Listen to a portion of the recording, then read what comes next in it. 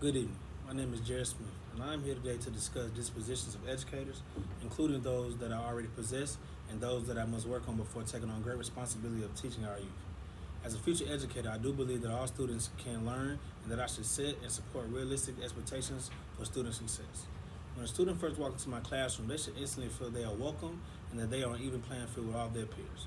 Of course, all students don't learn in the same manner, but all students can learn with the proper support, tools, and implementation. I also believe that I have and display the fact that I exercise sound judgment and ethical behavior. I carry myself as a professional at work, and I ensure to follow guidelines. Becoming an educator, those guidelines would of course change and become more detailed in my dealings with the students. However, I will make sure that I study the code of ethics and hold the expectations in high regards as I do my current position's expectations. I most certainly feel that I model integrity by my words and actions. Again, I am extremely professional at work. I am constantly encouraging students and coworkers and modeling myself behind the words I speak. Lastly, I do believe that I am committed to the profession of teaching and learning.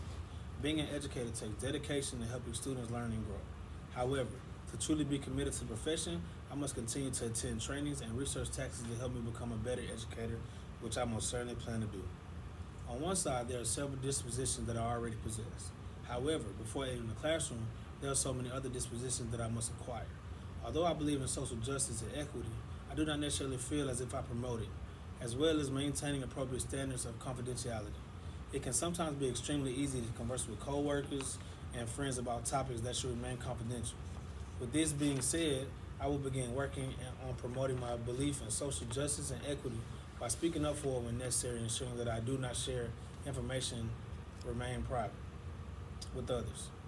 Additionally, before entering the classroom, I will prepare myself to reflect upon situations I will encounter as a teacher, the coaching I will receive throughout my academic career, and experience I am about to acquire through being an educator. I find it extremely important that when being pulled into the staff for individual trainings, that I am paying full attention so that I can implement the strategies being taught into my own classroom.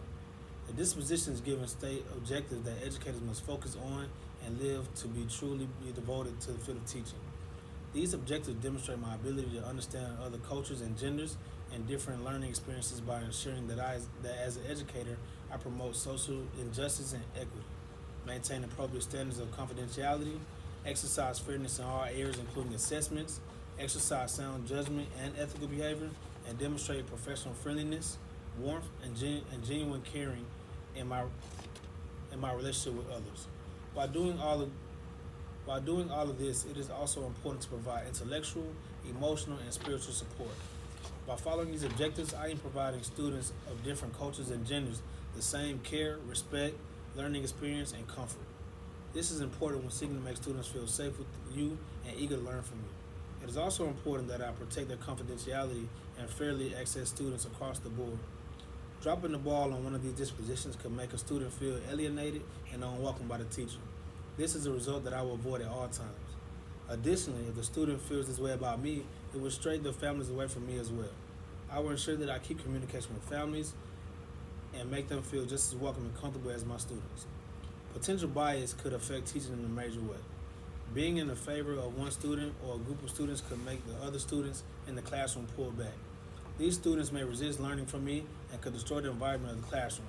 This is another reason why it is extremely important to make sure everything that is occurring in the classroom is fair and just. Feedback from my annual performance evaluations, observations, and data on student performance should adjust my disposition if this feedback is not in my favor of the students. This could mean that a tactic that I'm trying to work and needs to be adjusted. I will implement these changes as soon as possible to ensure the progression of my students. My teaching practices will be modified to benefit my students as well.